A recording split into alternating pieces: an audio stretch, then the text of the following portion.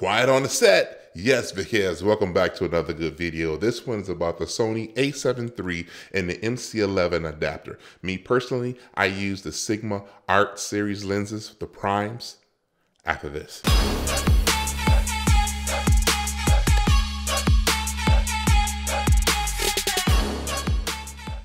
Welcome back, VidHeads. I make the camera. The camera doesn't make me. If you've been around this channel for any length of time, you know it's all about iron sharpening iron, and we're all taking our skill to the next level. So if you're all right with that, go ahead and hit subscribe. Don't forget to hit the bell because I got a lot of good content coming at you. Yes, a7 III and the MC-11 adapter. There's a lot of myths out there concerning the MC-11 adapter being used with the a7 III, and I'm hoping I can bring some light and kind of debunk some of these myths. The first underrated feature I think about the a7 III is the face recognition. The second underrated feature, I believe, is the touch operation, touch to focus. And the third is the clear image zoom. Now, the clear image zoom is not the subject of this particular video, so I don't want to get off topic. What I do want to talk about is the MC-11 working with the a7 III. And some of the myths that I'm hearing is that the MC-11 on the a7 III disables face recognition and the touch to focus. And both of those are false. Now, maybe that's on the other side of these new updates that we had just got, but here in 2020, it works just fine. We have no problems with face recognition working with the MC-11, nor do we have any issues with the touch to focus working with the MC-11 and the a7 III. Yes, it was also said that the smartphone control being enabled in the menu disables face recognition. Well, I want to say that that's false as well. Now, again, that might have been on the other side of the new firmware updates, but on this side of the firmware updates here in 2020, it works just fine. There's no issue with turning on smartphone with control. So let me talk about what does disable face recognition. First and foremost, if you're using the HDMI out to a monitor, as soon as you turn that monitor on, it's going to disable the face recognition. Why? I'm not really sure why Sony chose to do that, but the face recognition is disabled when you're using a monitor using the HDMI. Second thing I found that disables the face recognition is the touch operation. When you turn on touch operation in the menu, it doesn't disable face recognition. But what I have found, if you turn on the touch operation before you turn on face recognition, then you won't be able to turn on the face recognition. But if you have the face recognition turned on first and then turn on the touch operation in the menu, you can have both of them working without a problem.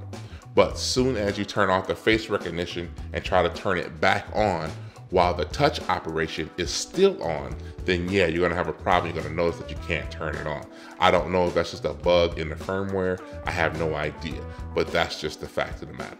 So those were the only two things that I was able to find that disables the face recognition. If you guys know of any other instances where the face recognition gets disabled, go ahead and comment down below. I would love to hear your findings. Another myth I was told about is the touch to focus. Now, the touch to focus does work with the MC-11 adapter. I can confirm that. Matter of fact, here's an example.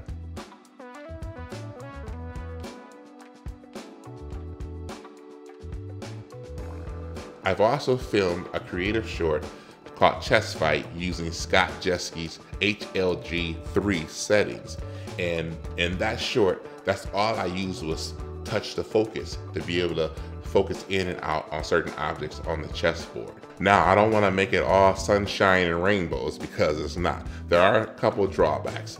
And one of the drawbacks that I found is that using the MC-11 on the Sony a7 III, there is a slight focus delay. Like if I was using a Sony lens, native Sony E-mount lens, as opposed to using the MC-11 with my Sigma primes, there is a very slight focus delay. But that little slight delay does not stop me from using the lenses. Matter of fact, if you compare price with the Sigma lenses as opposed to the G Master f1.4 lenses, you're gonna find that the Sigma is probably half the cost, and sometimes the Sony lens may be 2.5 to 3 times more than the Sigma lens, depending on what lens you're talking about, whether you buy them used or not. The second drawback I find using the Sigma and the MC-11 with the A7 III, it's a little noisy.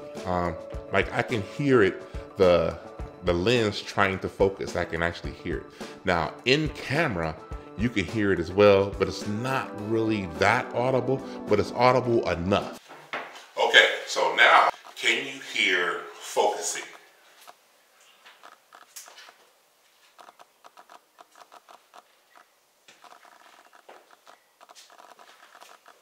So now I have my shotgun mic on the A7 III right now. Can you hear focusing?